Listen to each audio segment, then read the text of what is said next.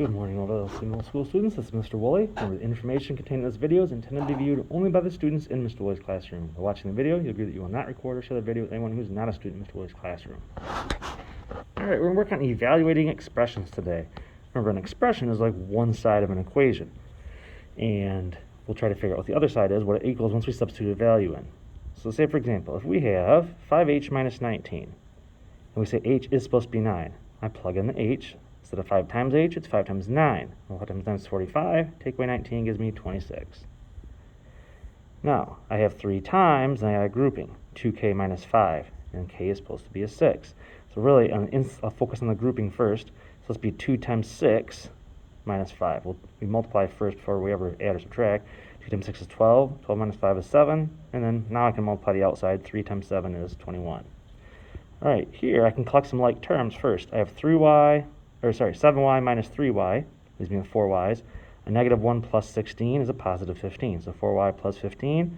And if y is supposed to be negative 2, I take 4 times negative 2 and get negative 8. Add 15 and I get 7. All right, I have two different groupings now, so I gotta be careful here. So I have this grouping minus this grouping. So the 4p plus 8 this stays as is. Now I got to take away or do the opposite of everything I see here. So this minus becomes minus 6p, and the minus makes this minus 4 a plus 4. Remember, subtracting a negative turns into adding, so that's why it's a plus 4. All right, so I can combine like terms now. 4p minus 6p leaves me negative 2 of the p's. 8 plus 4 is 12. So now that I'm at negative 2p plus 12, my like terms are combined, and p is supposed to be a negative 5. So negative 2 times a negative 5 gives me positive 10, plus 12 gives me 22. Here I got a couple terms. I have an a and an e. Well, a is supposed to be 7, e is supposed to be a 20. So I have 7 supposed to multiply everything I see here. But it turns out to be 14 minus negative 20, which is 14 plus 20, which gives me a 34. 7 times 34 gives me 238. This time I have a, b, and a c. I got a times b plus c. We'll have to multiply first before I ever do any adding with these kind of numbers here. So a times b means 4 times negative 2, and I get negative 8, plus the c, plus 9, leaves me a positive 1.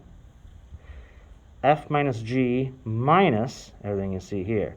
So that becomes, based off my values that are provided here, 4 minus negative 3, which turns into a 4 plus 3, which is 7, minus, and then I got 2 times 8 is 16, so it's a minus 16, and minus y, well, y is a negative 1, minus negative 1 becomes a plus 1.